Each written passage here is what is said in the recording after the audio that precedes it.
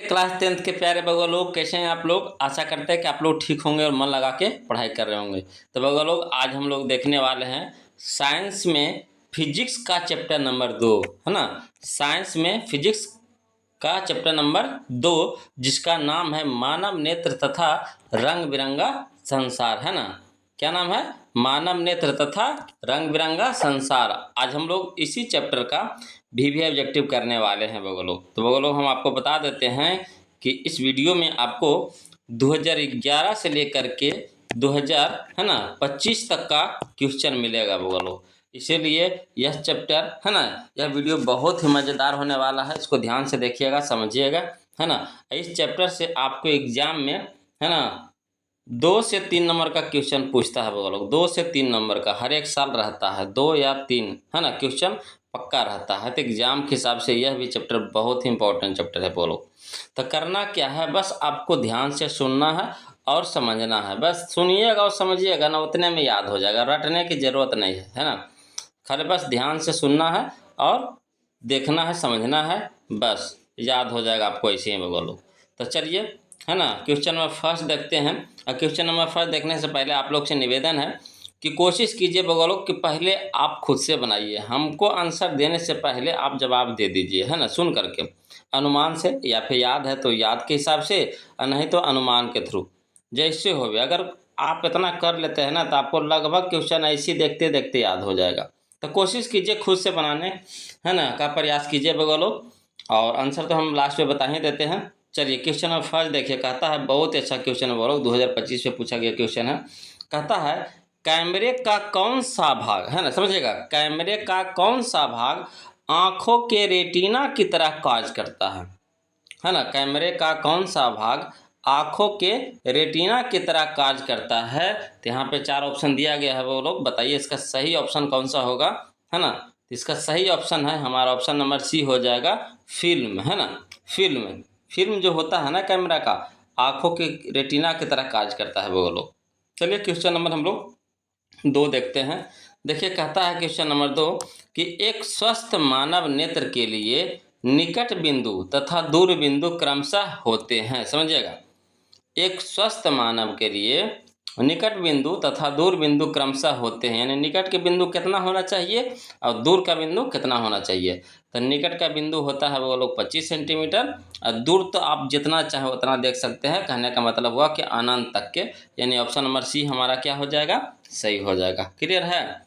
चलिए, question number 3 देखिएगा वो लोग, ये भी बहुत अच्छा क्वेश्चन है, 2025 में पूछा गया है। देखिए, कहता है कि नेत्र की, है ना, समंजन क्षमता, नेत्र की समंजन क्षमता कम हो जाने से उत्पन्न होता है। क्या उत्पन्न होता है बोलो, तो जरा दृष्टि दोष, है ना, जरा दृष्टि दोष उत्पन्न हो जाता है। ऑप्शन नंबर बी हमारा सही हो जाएगा।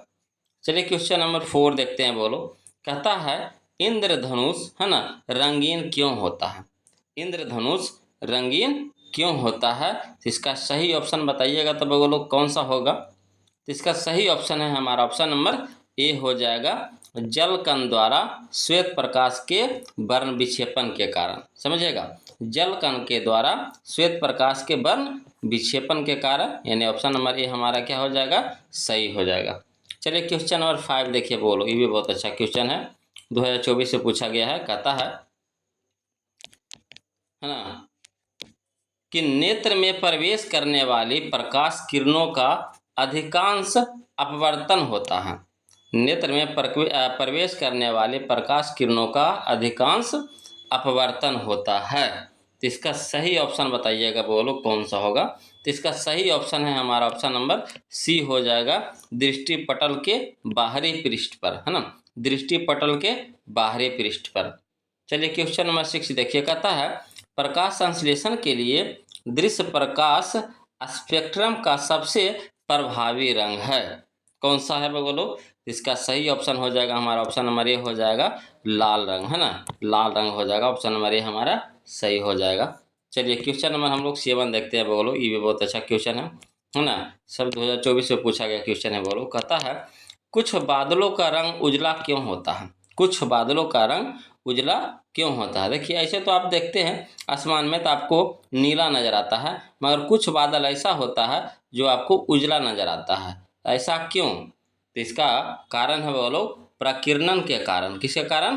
प्रकीर्णन के कारण, है ना, बादल उजला नज़र आता है। ऑप्शन नंबर बी हो जाएगा, है ना। चलिए क्वेश्चन नंबर 8 देखिए बोलो, ये भी बहुत अच्छा क्वेश्चन है।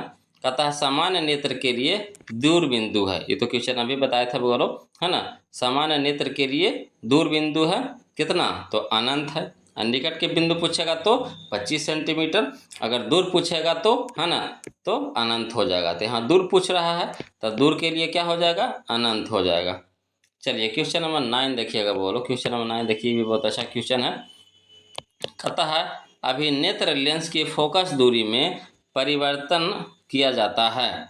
अभिनेत्र लेंस की फोकस दूरी में परिवर्तन किया जाता है ना, किसके द्वारा बोलो तो, है ना, पश्चिमाभी द्वारा, है ना, पश्चिमाभी द्वारा। ऑप्शन नंबर सी हमारा सही हो जाएगा। चलिए क्वेश्चन नंबर हम लोग अब 10 देखते हैं बोलो। चलिए क्वेश्चन नंबर 10 देखिएगा बोलो। कहता है स्पेक्ट्रम में किस रंग की किरण का झुकाव, है ना, अधिक होता है। स्पेक्ट्रम में किस रंग का, है ना, किरण का झुकाव अधिक होता है? तो बैगनी, है ना, बैगनी। जब स्पेक्ट्रम देखिएगा ना, सातों रंग देखिएगा ना, तो उसमें बैगनी का झुकाव सबसे ज़्यादा होता है। यानी ऑप्शन नंबर डी हमारा क्या हो जाएगा? सही हो जाएगा। चलिए क्वेश्चन नंबर 11 देखिए बोलो। कहता है स्पेक्ट्रम प्राप्त करने के लिए किसका उपयोग होता है। स्पेक्ट्रम प्राप्त करने के लिए किसका उपयोग होता है? तो प्रिज्म का होता है बोलो। ऑप्शन नंबर डी हो जाएगा, प्रिज्म, है ना। स्पेक्ट्रम हम लोग बनाते हैं तो प्रिज्म के माध्यम से बनाते हैं। तो उसमें देखिएगा कि सबसे ज़्यादा झुकाव किस रंग का होगा? तो बैगनी का होता है ना। स्पेक्ट्रम प्राप्त करने के लिए किसका उपयोग करते हैं? तो प्रिज्म का प्रयोग करते हैं। ऑप्शन नंबर डी हमारा सही हो जाएगा। चलिए क्वेश्चन नंबर हम लोग 12 देखते हैं। ये भी बहुत अच्छा क्वेश्चन है, 2014 में पूछा था वो लोग। देखिए कहता है जो नेत्र निकट की वस्तु को साफ नहीं देख सकता, जो नेत्र निकट की वस्तु को साफ नहीं देख सकता, उस नेत्र में होता है, उस नेत्र में होता है। तो कौन सा दोष होता है बोलो? तो जिसे देखिए निकट को साफ नहीं देखेगा तो दूर, उल्टा चलिएगा। निकट अगर साफ नहीं देखेगा तो दूर दृष्टि दोष, है ना। अगर दूर के साफ नहीं देखेगा तो निकट दृष्टि दोष, अगर निकट का साफ नहीं देखेगा तो दूर दृष्टि दोष, मतलब उल्टा कर देना है आपको, है ना। ऑप्शन नंबर ए हमारा सही हो जाएगा। चलिए क्वेश्चन में हम लोग 13 देखिए। कहता है मानव नेत्र में, मानव नेत्र में, है ना, इसका सही ऑप्शन क्या हो जाएगा? तो उत्तल लेंस होता है। मानव नेत्र में क्या होता है? तो उत्तल लेंस होता है। ऑप्शन नंबर सी हमारा सही हो जाएगा। चलिए क्वेश्चन नंबर 14 देखिएगा बोलो, ये भी बहुत अच्छा क्वेश्चन है। क्वेश्चन नंबर 14 देखिए कितना बार पूछा गया है।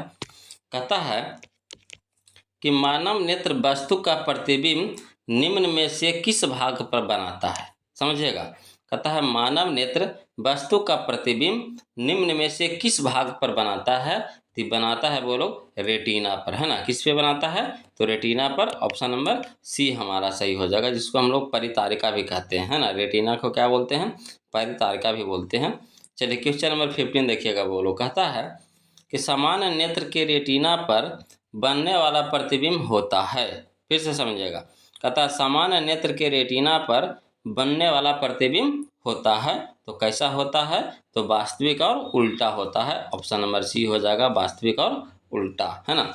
चलिए क्वेश्चन में हम लोग 16 देखते हैं बोलो। कहता है क्वेश्चन नंबर 16, ये भी अच्छा क्वेश्चन है।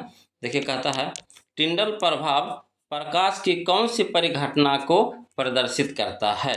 टिंडल प्रभाव प्रकाश की कौन सी परिघटना को प्रदर्शित करता है? तो करता है बोलो प्रकाश का प्रकीर्णन को, है ना, प्रकाश का प्रकीर्णन को। ऑप्शन नंबर डी हमारा सही हो जाएगा। चलिए क्वेश्चन नंबर 17 देखिए। कहता है दूरदृष्टि वाली आँख साफ साफ देख सकती है।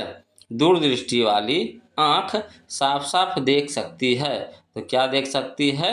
तो दूर की वस्तुओं को साफ साफ देख सकता है ना। दूर की वस्तुओं को साफ साफ देख सकता है। ऑप्शन नंबर ए हमारा सही हो जाएगा।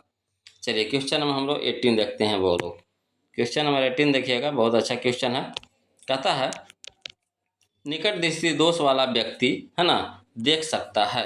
निकट दृष्टि दोष वाला व्यक्ति देख सकता है, तो क्या देख सकता है? तो निकट की वस्तु को अच्छी तरह से, है ना, निकट के वस्तु को अच्छी तरह से, ऑप्शन नंबर डी हमारा सही हो जाएगा। चलिए क्वेश्चन नंबर हम लोग 19 देखते हैं। बोलो, कहता है नेत्र द्वारा किसी वस्तु का कैसा प्रतिबिंब बनता है? नेत्र द्वारा किसी वस्तु का कैसा प्रतिबिंब बनता है? तो वास्तविक, उल्टा और छोटा, है ना। ऑप्शन नंबर डी हमारा सही हो जाएगा, वास्तविक, उल्टा तथा छोटा, है ना। चलिए क्वेश्चन नंबर 20 देखिए। कहता है क्वेश्चन नंबर 20, ये भी बहुत अच्छा क्वेश्चन है, देखिएगा। कहता है आँख व्यवहार करती है, आँख व्यवहार करती है ना। किसकी तरह करती है बोलो? तो उत्तर लेंस की तरह, है ना, उत्तर लेंस की तरह। ऑप्शन नंबर बी हमारा सही हो जाएगा। चलिए क्वेश्चन नंबर हम लोग 21 देखिए। कहता है समान आँख के लिए स्पष्ट दर्शन की न्यूनतम दूरी होती है। समान आँख के लिए स्पष्ट दर्शन की न्यूनतम दूरी होती है। कितना होगा लोग? तो 25 सेंटीमीटर। ऑप्शन नंबर डी हमारा सही हो जाएगा, 25 सेंटीमीटर, है ना। चलिए क्वेश्चन में हम लोग 22 देखते हैं। बोलो, क्वेश्चन में 22 देखिएगा। कहता है कि किस दृष्टि दोष के निवारण के लिए अवतल लेंस का प्रयोग किया जाता है? किस दृष्टि दोष के निवारण के लिए अवतल लेंस का प्रयोग किया जाता है? तो निकट दृष्टि दोष को निवारण करने के लिए, है ना। निकट दृष्टि दोष, ऑप्शन नंबर बी हो जाएगा, निकट दृष्टि दोष, है ना। चलिए क्वेश्चन नंबर 23 देखिए। कहता है तरंग दैर्ध्य को सामान्यतः व्यक्त किया जाता है किस में? जिसको व्यक्त किया जाता है मीटर में। किस में बोलो? तो मीटर में। ऑप्शन नंबर ए हमारा सही हो जाएगा। चलिए क्वेश्चन में हम लोग 24 देखते हैं। बोलो, चलिए देखिएगा। बोलो, क्वेश्चन में हम लोग 24 देखते हैं। कहता है निकट दृष्टि दोष में किस लेंस का प्रयोग होता है? निकट दृष्टि दोष में किस लेंस का प्रयोग होता है? तो अवतल लेंस का प्रयोग होता है। बहुत ही खतरनाक क्वेश्चन है। बोलो, बहुत ही खतरनाक क्वेश्चन है। देखिए कितना बार पूछा गया है, 11, 16, 20, 22, 24, 25, एकदम लगातार ये एकदम, है ना, पूछते चला गया है। बोलो, यानी खतरनाक क्वेश्चन ये सब है। ऑप्शन नंबर बी हमारा सही हो जाएगा। निकट दृष्टि दोष में किस लेंस का प्रयोग होता है? तो अवतल लेंस का। चलिए क्वेश्चन नंबर 25 देखिए। कहता है जरा दृष्टि दोष को दूर करने के काम में लाया गया लेंस होता है। जरा दृष्टि दोष को दूर करने के काम में लाया गया लेंस होता है ना। तो इसका सही ऑप्शन हो जाएगा हमारा, ऑप्शन नंबर डी हो जाएगा, बाईफोकल, है ना, बाईफोकल। चलिए क्वेश्चन नंबर 26 देखिए। कहता है श्वेत प्रकाश में कितने वर्ण होते हैं? श्वेत प्रकाश में कितने वर्ण होते हैं? तो 7 होते हैं। बोलो, ऑप्शन नंबर डी हो जाएगा 7, है ना। चलिए क्वेश्चन नंबर हम लोग 27 देखते हैं। बोलो, क्वेश्चन नंबर 27 देखिए। कहता है कि श्वेत प्रकाश की किरण जब किसी प्रिज्म से होकर गुजरती है तब जो वर्ण सबसे अधिक विचलित होता है वह है, तो वह कौन सा वर्ण है? बोलो, तभी बताए थे पीछे, है ना, क्वेश्चन में बैगनी हो जाएगा। कौन सा हो जाएगा? बैगनी। ऑप्शन नंबर सी हमारा सही हो जाएगा, है ना।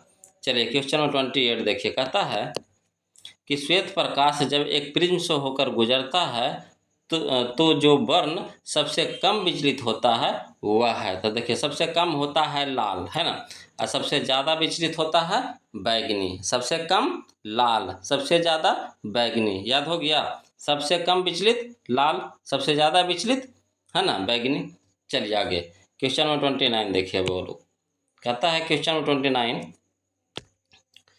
कि प्रिज्म के भीतर से होकर गुजरने पर श्वेत प्रकाश के अपने विभिन्न घटकों में विभाजन को कहते हैं, है ना, कहते हैं प्रकाश का क्या? तो प्रकाश के कहते हैं वर्ण विक्षेपण, है ना, वर्ण विक्षेपण। ऑप्शन नंबर बी हमारा सही हो जाएगा, वर्ण विक्षेपण। चलिए क्वेश्चन नंबर 30 देखिए। कहता प्रकाश के किस वर्ण के लिए तरंग दैर्ध्य अधिकतम होता है? प्रकाश के किस वर्ण के लिए तरंग दैर्ध्य अधिकतम होता है? तो होता है, बोलो, लाल होता है। ऑप्शन नंबर ये हो जाएगा, लाल, है ना। चलिए क्वेश्चन नंबर 31 देखिए। बोलो, क्वेश्चन नंबर 31 देखिए। कहता है कि प्रिज्म से निकलने के बाद श्वेत किरणें क्यों 7 रंगों में विभक्त हो जाती है?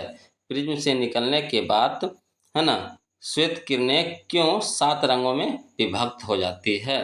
तो इसका क्या कारण है बोलो, इसका सही ऑप्शन बताइएगा। तो इसका सही ऑप्शन है हमारा, ऑप्शन नंबर सी हो जाएगा, सूर्य का प्रकाश, है ना, सूर्य का श्वेत प्रकाश 7 रंगों का मिश्रण है। सूर्य का श्वेत प्रकाश 7 रंगों का मिश्रण है ना। चलिए देखिए क्वेश्चन नंबर हम लोग 32 देखते हैं। बोलो, कहता है कांच के प्रिज्म से गुजरने वाली विभिन्न वर्ण के किरणों का विचलन भिन्न भिन्न होता है, क्यों होता है? तो कहता है इसका सही ऑप्शन हो जाएगा हमारा ऑप्शन नंबर सी हो जाएगा। विभिन्न रंगों का प्रकाश कांच में विभिन्न चाल से चलता है। जैसे विभिन्न रंगों का प्रकाश कांच में विभिन्न चाल से चलता है ना। इसलिए इसका विचलन क्या होता है? भिन्न भिन्न होता है, अलग अलग होता है।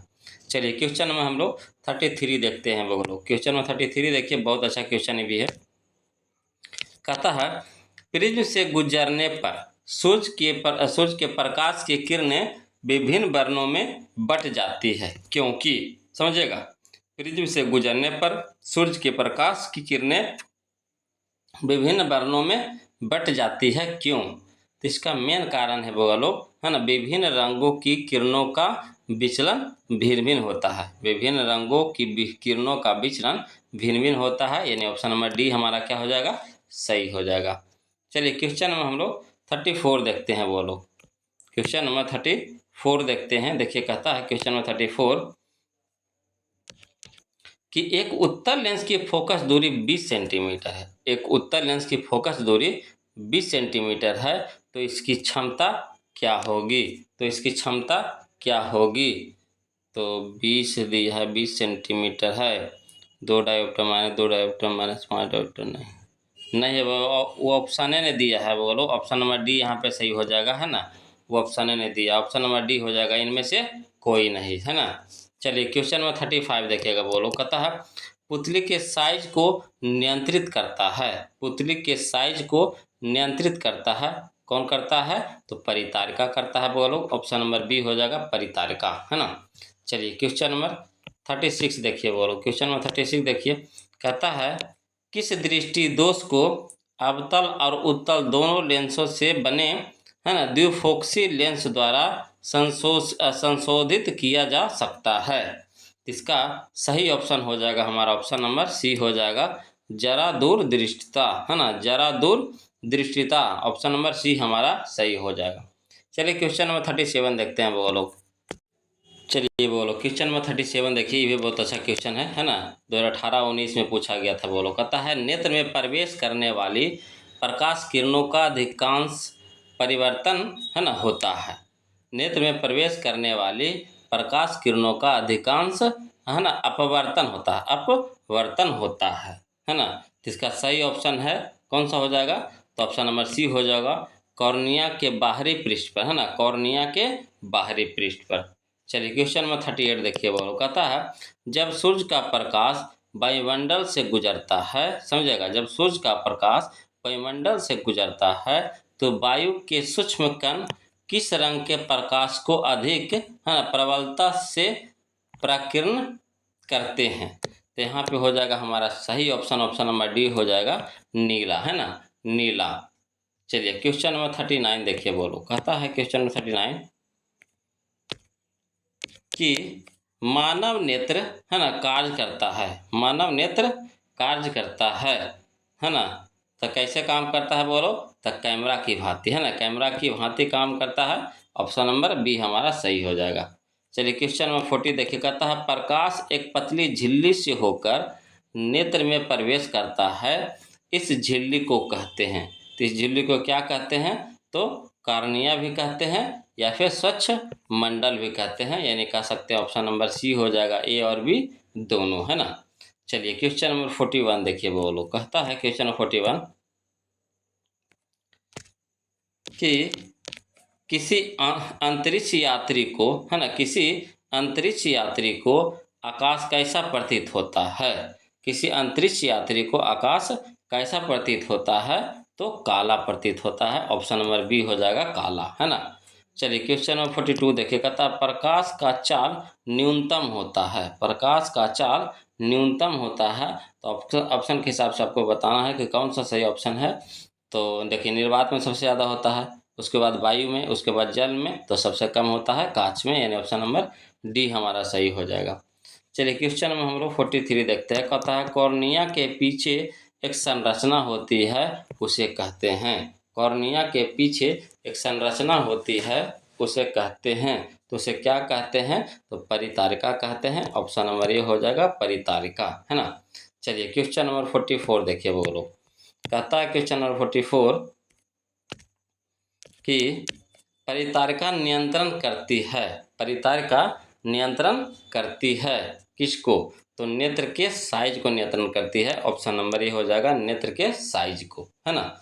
चलिए नेत्र के साइज को नहीं नहीं नहीं, नेत्र के साइज को नहीं बोलो। करता है पुतली के साइज को करता है, पुतली के साइज को। ऑप्शन नंबर डी हो जाएगा पुतली के साइज को, है ना। नेत्र के साइज को नहीं, परितारिका का नियंत्रण करता है पुतली के साइज को। ऑप्शन नंबर डी हमारा सही हो जाएगा। चलिए क्वेश्चन नंबर 45 देखिए। कहता है नेत्र में प्रवेश करने वाली प्रकाश की मात्रा को नियंत्रण करती है ना। नेत्र में प्रवेश करने वाली प्रकाश की मात्रा को नियंत्रित करती है। कौन करती है बोलो? तो है ना पुतली करती है। कौन करती है? पुतली। ऑप्शन नंबर ये हो जाएगा पुतली, है ना। चलिए क्वेश्चन में हम लोग 46 देखते हैं। कहता है बृहद संख्या में प्रकाश सुग्राही कोशिकाएं कहाँ होती है? बृहद संख्या में प्रकाश सुग्राही कोशिकाएं कहाँ होती है? तो रेटिना में होती है। ऑप्शन नंबर ये हो जाएगा रेटिना, है ना। रेटिना में होती है। चलिए क्वेश्चन में हम लोग 47 देखते हैं वो लोग। क्वेश्चन में 47 देखिए, ये बहुत अच्छा क्वेश्चन है। कहता है क्वेश्चन नंबर 47 कि विद्युत सिग्नल, है ना, विद्युत सिग्नल कौन उत्पन्न करता है? विद्युत सिग्नल कौन उत्पन्न करता है? तो प्रकाश सुग्राही, है ना, प्रकाश सुग्राही उत्पन्न करता है। ऑप्शन नंबर बी हमारा सही हो जाएगा। चलिए क्वेश्चन नंबर 48 देखिए। कहता है सिग्नलों की व्याख्या कहाँ होती है? सिग्नलों की व्याख्या कहाँ होती है? तो मस्तिष्क में होती है। ऑप्शन नंबर ये हो जाएगा मस्तिष्क, है ना। चलिए क्वेश्चन नंबर 49 देखिए। कहता है मोतियाबिंद की स्थिति होती है जब, है ना, इसका सही ऑप्शन हो जाएगा कौन सा हो जाएगा? तो इसका सही ऑप्शन हो जाएगा ऑप्शन नंबर डी हो जाएगा। ए और बी दोनों ने कहने का मतलब हो गया कि क्रिस्टलीय लेंस दूधिया हो जाए या फिर क्रिस्टलीय लेंस धुंधला हो जाए। ऑप्शन नंबर डी हमारा सही होगा, है ना। चलिए क्वेश्चन में हम लोग, चलिए देखिए क्वेश्चन में 50 देखिएगा बोलो। ये भी बहुत अच्छा क्वेश्चन है। कहता है वायुमंडल में प्रकाश का कौन सा रंग अधिक, है ना, प्रकीर्णन करती है? तभी बताए बोलो। प्रकीर्णन करती है कौन सा रंग? तो नारंगी यहाँ पे हो जाएगा सही, है ना। नारंगी, नारंगी होगा ना, ना गलती है, नारंगी नहीं होगा। नीला नीला नीला नीला करती है ना, नीला करती है। ऑप्शन नंबर बी हमारा सही हो जाएगा नीला, है ना। चलिए क्वेश्चन नंबर 51 देखिए। कहता है इंद्रधनुष में कितने रंग होते हैं? तो सब जानते हैं 7 रंग होते हैं, है ना। चलिए क्वेश्चन में हम लोग, है ना, तो 52 देखते हैं। 52 देखते हैं बोलो। कहता है सर्वप्रथम सूर्य का स्पेक्ट्रम प्राप्त करने के लिए कांच के प्रिज्म का उपयोग किसने किया था? सर्वप्रथम सूर्य का स्पेक्ट्रम प्राप्त करने के लिए कांच के प्रिज्म का उपयोग किसने किया था? तो न्यूटन ने किया था बोलो, न्यूटन ने। ऑप्शन नंबर ये हो जाएगा न्यूटन ने, है ना। चलिए क्वेश्चन में हम लोग 53 देखते हैं बोलो। कहता है कि इंद्रधनुष, है ना, कि क्वेश्चन नंबर 53 देखिए। कहता है कि इंद्रधनुष, है ना, किस दिशा में बनता है? इंद्रधनुष किस दिशा में बनता है? तो बनता है बोलो सूर्य की विपरीत दिशा में। ऑप्शन नंबर बी हो जाएगा। यानी जिधर सूरज होगा उधर नहीं बनेगा, सूरज के अपोजिट बनेगा, विपरीत बनेगा, है ना। अगर मान लीजिए कि सूरज पूरब में है तो इंद्रधनुष बनेगा पश्चिम में, है ना। अगर पश्चिम में है तो इंद्रधनुष पूरब में बनेगा। इस तरह से उसका विपरीत बनेगा। चलिए क्वेश्चन नंबर 54 देखिए। कहता है निर्वात में प्रकाश की चाल है। तो देखिए निर्वात में प्रकाश की चाल है बोलो 3 × 10⁸ मीटर पर सेकेंड, है ना। ऑप्शन नंबर सी हमारा सही हो जाएगा। चलिए क्वेश्चन नंबर 55 देखते हैं बोलो। क्वेश्चन नंबर 55 देखिए। कहता है कि वायुमंडलीय अपवर्तन के कारण सूर्य हमें वास्तविक सूर्योदय से लगभग कितने मिनट पहले दिखाई देता है? समझिएगा, वायुमंडलीय अपवर्तन के कारण सूर्य हमें वास्तविक सूर्योदय से लगभग कितने मिनट पहले दिखाई देता है? तो दिखाई देता है बोलो लगभग, है ना, 2 मिनट पहले, 2 मिनट पहले। यानी ऑप्शन नंबर ए हमारा सही हो जाएगा। चलिए क्वेश्चन नंबर 56 देखिए, कहता है निम्न में से किस माध्यम में प्रकाश की चाल अधिकतम है। निम्न में से किस माध्यम में प्रकाश की चाल अधिकतम है, तो यह है बोलो आपका हवा में, है ना। ऑप्शन नंबर ये हो जाएगा हवा। ऑप्शन के हिसाब से आपको बताना है ना। यहाँ पर अगर निर्वात रहता तो निर्वात होता, तो निर्वात ना दे करके क्या दिया है, हवा दिया है, तो हवा हो जाएगा यहाँ पे। चलिए क्वेश्चन में हम लोग 57 देखते हैं। कहता है कि सूक्ष्म कणों का एक विषमांगी मिश्रण है। सूक्ष्म कणों का एक विषमांगी मिश्रण है ना। तो इसका सही ऑप्शन हो जाएगा हमारा ऑप्शन नंबर ये हो जाएगा वायुमंडल, है ना, वायुमंडल। चलिए क्वेश्चन नंबर 58 देखिए, बोलो क्वेश्चन नंबर 58 देखिए। कहता है क्वेश्चन नंबर 58 कि प्रकाश का प्राथमिक वर्ण है। प्रकाश का प्राथमिक वर्ण है, तो प्रकाश का प्राथमिक वर्ण है बोलो कौन, तो आपका नीला भी है ना, हरा भी है, प्राथमिक वर्ण में आता है, और लाल भी आता है, यानी कह सकते इनमें से सभी हो जाएगा, ऑप्शन नंबर डी हो जाएगा, है ना। चलिए क्वेश्चन नंबर 59 देखिए। कहता है टिंडल का प्रभाव देखा जा सकता है। टिंडल का प्रभाव देखा जा सकता है, तो कहाँ देखा जा सकता है, तो जंगल में। ऑप्शन नंबर ये हमारा सही हो जाएगा जंगल में, है ना। चलिए क्वेश्चन नंबर 60 देखिए। कहता है वायुमंडल नहीं होता तो आकाश कैसा प्रतीत होता। वायुमंडल नहीं होता तो आकाश कैसा प्रतीत होता, तो काला प्रतीत होता। ऑप्शन नंबर बी हो जाएगा काला, है ना। चलिए क्वेश्चन में हम लोग 61 देखते हैं, वो लोग देखिए। कहता है क्वेश्चन नंबर 61 कि अत्यधिक ऊंचाई पर उड़ते हुए यात्रियों को आकाश कैसा प्रतीत होता है। अत्यधिक ऊंचाई पर उड़ते हुए यात्रियों को आकाश कैसा प्रतीत होता है, तो यह प्रतीत होता है बोलो काला प्रतीत होता है। कैसा, काला। ऑप्शन नंबर सी हो जाएगा। चलिए क्वेश्चन नंबर 62 देखिए। कहता है खतरे के संकेत का प्रकाश किस रंग का होता है। प्रकाश किस रंग का होता है, तो यह होता है बगलो लाल रंग का। खतरा, डेंजर किसे सूचित करते हैं, तो लाल से। ऑप्शन नंबर डी हो जाएगा, है ना। चलिए क्वेश्चन में हम लोग 63 देखते हैं। कहता है सूर्योदय या सूर्यास्त के समय आकाश कैसा दिखता है। सूर्योदय या सूर्यास्त के समय आकाश कैसा दिखता है, तो दिखता है बोलो लाल दिखता है, जिसको हम रक्ताभ कहते हैं ना, रक्ताभ, रक्ताभ भी कहते हैं, है ना। न पूरी तरह से लाल रहता है और न पूरी तरह से काला रहता है ना, रक्ताभ होता है। ऐसे हम लोग इसको जनरली लाल कह सकते हैं, लाल, है ना। चलिए क्या क्वेश्चन में हम लोग 63 देख लिए। अब चलिए 64 देखते हैं, बोलो क्वेश्चन में 64 देखिए। कहता है बहुत अच्छा क्वेश्चन भी है कि दोपहर के समय सूर्य कैसा प्रतीत होता है, तो दोपहर के समय सूर्य आपका श्वेत प्रतीत होता है। ऑप्शन नंबर बी हो जाएगा श्वेत, है ना। चलिए क्वेश्चन में 65 देखिए। कहता है किसी माध्यम में छोटे छोटे कणों के निलंबन का कहा जाता है। निलंबन को कहा जाता है ना। किसी माध्यम में छोटे छोटे कणों के निलंबन को कहा जाता है, क्या कहा जाता है ना, तो कोलाइड कहा जाता है, कोलाइड। ऑप्शन नंबर ए हो जाएगा कोलाइड। चलिए क्वेश्चन नंबर 66 देखिए। कहता है किसी कोलाइड, है ना, कोलाइडीय विलयन में, है ना, निलंबित कणों से प्रकाश के प्रकीर्णन को कहा जाता है, क्या कहा जाता है, तो टिंडल का प्रभाव कहा जाता है। ऑप्शन नंबर ये हमारा सही हो जाएगा। देखिए क्वेश्चन नंबर 67 देखिए, बोलो कहता है तारों के टिमटिमाने की व्याख्या किस सिद्धांत पर आधारित है।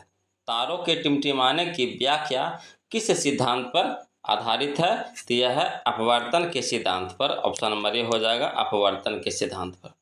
चलिए क्वेश्चन नंबर 68 देखिए। कहता प्रकाश की किस घटना के कारण सूर्य हमें वास्तविक सूर्योदय से लगभग 2 मिनट पूर्व दिखाई लगता है, दिखाई देने लगता है, तो इसका सही ऑप्शन हो जाएगा हमारा ऑप्शन नंबर बी हो जाएगा वायुमंडलीय अपवर्तन के कारण, है ना, वायुमंडलीय अपवर्तन के कारण।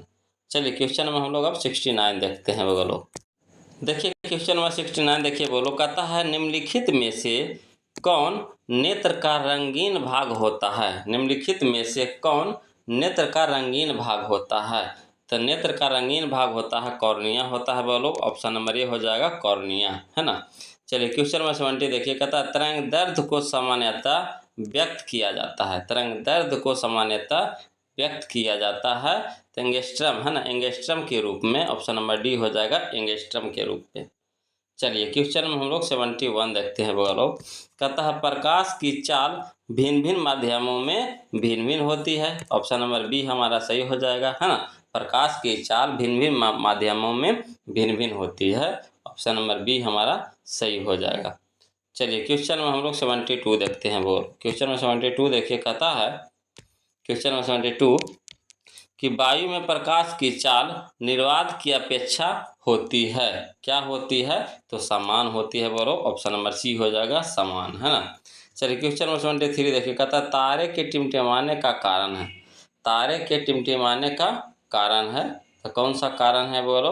तो वायुमंडलीय अपवर्तन। ऑप्शन नंबर सी हो जाएगा, वायुमंडलीय अपवर्तन। चलिए क्वेश्चन में हम लोग 74 देखते हैं बोलो। कहता मानव नेत्र के लिए दृष्टि का स्थायित्व होता है। मानव नेत्र के लिए दृष्टि का स्थायित्व होता है तो कितना होता है बोलो? तो 1/10 सेंटीमीटर, है ना, second. 1/10 second. Option number A हो जाएगा, 1/10 सेकेंड। चलिए क्वेश्चन में हम लोग 75 देखते हैं बोलो। क्वेश्चन नंबर 75 देखते हैं। देखिए कहता है श्वेत प्रकाश में वर्ण विक्षेपण उत्पन्न करता है। श्वेत प्रकाश में वर्ण विक्षेपण उत्पन्न करता है ना। तो इसका सही ऑप्शन हो जाएगा हमारा ऑप्शन नंबर डी हो जाएगा बोलो, प्रिज्म, है ना। प्रिज्म वर्ण विक्षेपण श्वेत प्रकाश को कौन करता है? तो प्रिज्म करता है। चलिए क्वेश्चन में 76 देखिए, कहता है हीरे का आवर्तनांक कितना होता है? तो हीरे का आवर्तनांक होता है 2.42। ऑप्शन नंबर डी हो जाएगा, 2.42, है ना। चलिए क्वेश्चन में हम लोग 77 देखिए, कहता है एक प्रिज्म कितने सतहों से घिरा होता है? एक प्रिज्म कितने सतहों से घिरा होता है? तो 5 सतहों से घिरा होता है बोलो। ऑप्शन नंबर डी हो जाएगा, 5 सतहों से, है ना। चलिए क्वेश्चन में हम लोग 78 देखते हैं बोलो। कहता प्रकाश का न्यूनतम तरंग दैर्घ्य है। प्रकाश का न्यूनतम तरंग दैर्घ्य है। तो लास्ट क्वेश्चन होगा बोलो। इसको देखने से पहले आप लोग से निवेदन है कि जो अभी तक वीडियो को लाइक नहीं किए हैं प्लीज़ बोलो वीडियो को लाइक कर दीजिएगा। जो अभी तक चैनल को सब्सक्राइब नहीं किए हैं तो प्लीज़ चैनल को सब्सक्राइब कर लीजिएगा, है ना। और कमेंट करके बताइए, अब बताए नहीं बोलो, है ना। एक खाली एक बगुआ बताया और आप लोग मुझसे कोई अभी तक नहीं बताए हैं। प्लीज़ कमेंट करके बताइए, है ना, कि मैच चालू किया जाए कि नहीं। अगर मैच चालू करे भी तो कौन सा बुक से चालू करे? आप लोग की राजामंदी चाहिए हमको, है ना। तो प्लीज़ कमेंट करके बताइए बोलो। देखिए क्वेश्चन नंबर 78 देखिए, कहता है प्रकाश का न्यूनतम तरंग दैर्घ्य है। तो देखिए प्रकाश का न्यूनतम तरंग दैर्घ्य आपका है 380 nm, है ना, 380 nm। ऑप्शन नंबर बी हमारा सही हो जाएगा। तो ये था बोलो आज का चैप्टर नंबर 2 जिसका नाम है मानव नेत्र तथा रंग बिरंगा संसार, जो फिजिक्स का चैप्टर नंबर 2 है। आज हम लोग इसी का भी ऑब्जेक्टिव किए बोलो, और इसको 1-2 बार ध्यान से सुनिए, दिमाग में सेट हो जाएगा। तो आज के लिए इतने रखेंगे, फिर मिलते हैं हम लोग अगले वीडियो में। तब तक के लिए जय हिंद।